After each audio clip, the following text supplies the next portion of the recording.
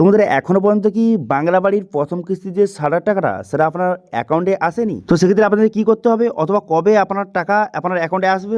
এবং অনেকের কিন্তু এরকম পেমেন্ট ফেল্ডের এসএমএস এসেছে, বহু মানুষের মোবাইল কিন্তু এসেছে।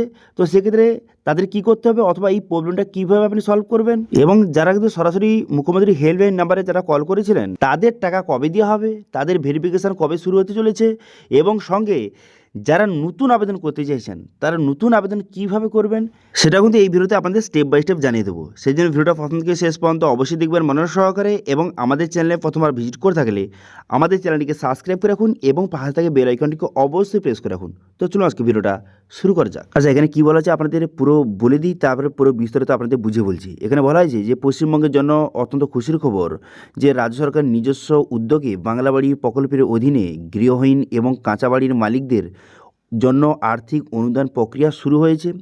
গত 28শে জানুয়ারি রাজ্যের মুখ্যমন্ত্রী মমতা বন্দ্যোপাধ্যায় এই প্রকল্পের 20 লক্ষ উপভোক্তাকে যে বাংলা বাড়ি প্রথম কিস্তি টাকা কিন্তু রিলিজ করে দিয়েছে এবং সবার অ্যাকাউন্টে ঢুকতে শুরু করে দিয়েছে। তবে এখন মতো বহু মানুষের অ্যাকাউন্টে এখন মতো টাকা আসেনি এবং অনেকেরই পেমেন্ট কিন্তু ফেল হচ্ছে। কী কারণ হচ্ছে এবং সেটা সলভ কীভাবে করবেন সেটাও কিন্তু আপনাদের জানিয়ে দেবো। কিন্তু তার আগে এখানে বলা হয়েছে যে কেন্দ্র সরকারের তরফে যে আবাস প্রকল্পের টাকা আটকে রাখলেও রাজ্য সরকার নিজস্ব তহবিল থেকে উপভোক্তাদের বাড়ি তৈরির স্বপ্ন পূরণ করেছে।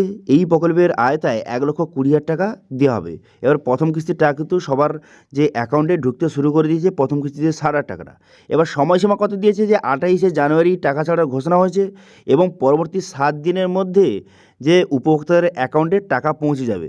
কিন্তু মাঝখানে এই রবিবার ছিল, সেক্ষেত্রে টাইমটা একটু বেশি লাগতে পারে। অর্থাৎ যে 28শে জানুয়ারি থেকে 7 দিন ধরলে তাহলে কত হয়, যে 5ই ফেব্রুয়ারি হয়। তো সেক্ষেত্রে আরও 2 দিন আপনি বাড়িয়ে দিন, অর্থাৎ যে 7ই ফেব্রুয়ারির মধ্যে সবার অ্যাকাউন্টে টাকা ঢুকতে চলেছে।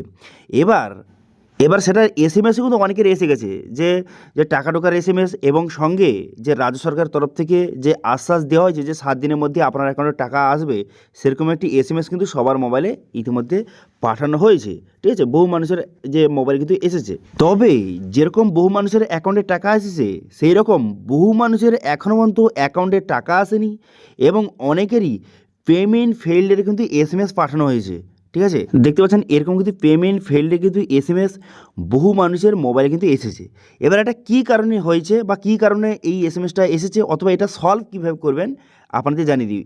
তো এটা মূলত কিন্তু দুটি কারণে কিন্তু এই এসএমএসটা বহু মানুষের মোবাইলে কিন্তু ইতিমধ্যে এসেছে। ঠিক আছে, এবার সেই দুটি কারণ কী কী বা কী কারণে এই এসএমএসটা আসছে, ফেইল্ডের এসএমএসটা কী কারণে আসে, সেটা হচ্ছে 1 নম্বর হচ্ছে ভুল তথ্য। আপনি যদি আবেদনপত্রে ভুল ব্যাঙ্ক অ্যাকাউন্ট নম্বর অথবা ভুল ব্রাঞ্চের নাম যদি থাকলে তো সেক্ষেত্রে কিন্তু এরকম যে ফেইল এসএমএস আসতে পারে।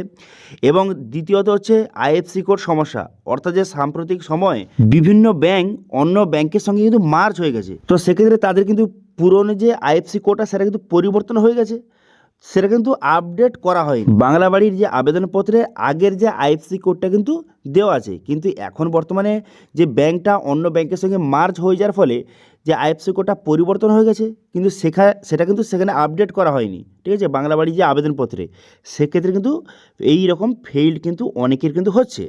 তো এবার সমাধান আপনি কী করবেন, তো এই বিষয়ে কোনো রকম চিন্তা করার দরকার নেই। আপনি কিন্তু অবিলম্বে আপনার যদি ফেইল্ডের এসএমএস এসে থাকে, অবিলম্বে কিন্তু আপনার ব্যাংকের পাসবুক নিয়ে অবশ্যই কিন্তু বিডিও অফিসে যোগাযোগ করুন। সেখানে জমা দিলে আপনার সমস্ত ডিটেলস জমা দিলে সেখানে কিন্তু আপনার ডিটেলসটা আপডেট করে দেবে। নতুন যে আইএফসি কোডটা সেটা কিন্তু আপডেট করে দিলেই কিছুদিনের মধ্যে আপনার অ্যাকাউন্টে টাকা কিন্তু ঢুকে যাবে।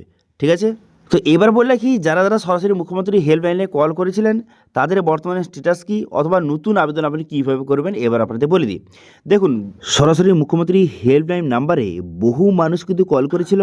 মোটামুটি কিন্তু 15 লক্ষ আবেদন কিন্তু জমা পড়েছিল, তার মধ্যে 4 লক্ষ উপভোক্তাকে এবার কিন্তু যে প্রথম কিছু 60,000 টাকা সেটা কিন্তু প্রোভাইড করা হবে।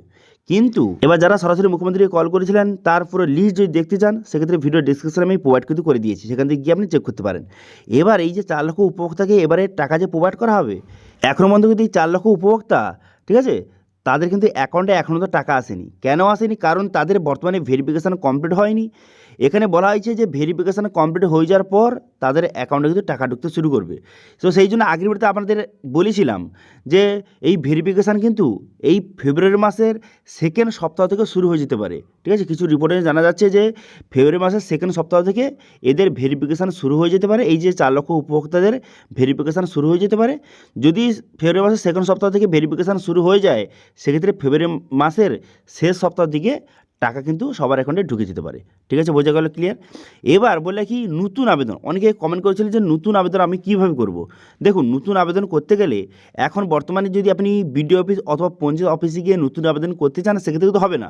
তো সেক্ষেত্রে একটাই পথ খোলা রয়েছে, সেটা কি? সেটা হচ্ছে সরাসরি মুখ্যমন্ত্রী হেল্পলাইন নাম্বারে কল করা। সেখানে কল করলে সেখানে কিন্তু আপনার নাম, ঠিকানা, গ্রাম পঞ্চায়েত এবং জেলার নাম কিন্তু সেখানে বলতে হবে। তারপর কিন্তু আপনার ডিটেলসটা সেখানে আপডেট হয়ে যাবে।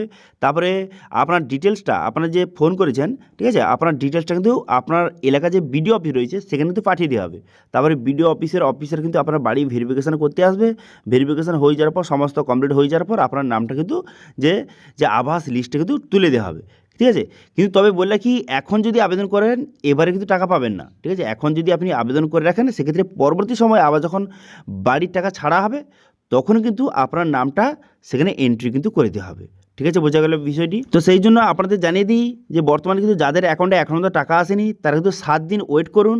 ঠিক আছে, আপনি কিন্তু ফেব্রুয়ারি মাসের ওই 5 থেকে 7 তারিখ পর্যন্ত ওয়েট করুন। তার মধ্যেও যদি আপনার অ্যাকাউন্টে টাকা না আসে, সেক্ষেত্রে কিন্তু আপনার যে গ্রাম পঞ্চায়েত রয়েছে, পঞ্চায়েত অফিস অথবা ব্লক অফিসে গিয়ে কিন্তু অবশ্যই একবার যোগাযোগ করবেন। ঠিক আছে, এবং যাদের কিন্তু পেমেন্ট ফেল হয়ে গেছে, ঠিক আছে, তারা কিন্তু যত তাড়াতাড়ি সম্ভব আপনার ব্যাঙ্ক অ্যাকাউন্ট নিয়ে অবশ্যই কিন্তু ব্লক অফিসে যোগাযোগ করুন। তাহলে আপনার ডিটেলসটা আপডেট করে দেবে এবং আপনার প্রবলেমটা সলভ হয়ে গেলেই আপনার অ্যাকাউন্টে টাকা কিন্তু ঢুকে যাবে। ঠিক আছে, এবং যারা সরাসরি মুখ্যমন্ত্রী কল করেছিলেন তাদের আপডেট এবং নতুন আবেদন কীভাবে করবেন সেটা কিন্তু আপনাদের জানিয়ে দিলাম। ঠিক আছে, তো এটা ছিল আজকে আপডেট। ভিডিও ভালো লাগে তাহলে ভিডিওকে লাইক করে দেবেন এবং ভিডিও কিন্তু বন্ধুর সঙ্গে শেয়ার করে দেবেন। এবং আমাদের চ্যানেলে প্রথমবার ভিজিট করে থাকলে আমাদের চ্যানেলটিকে সাবস্ক্রাইব করে রাখুন এবং পাশে থেকে বেল আইকনটিকে অবশ্যই প্রেস করে রাখুন। আজকে ভিডিওটা এই পর্যন্ত, দেখা হচ্ছে নেক্সট ভিডিওতে। Thank you.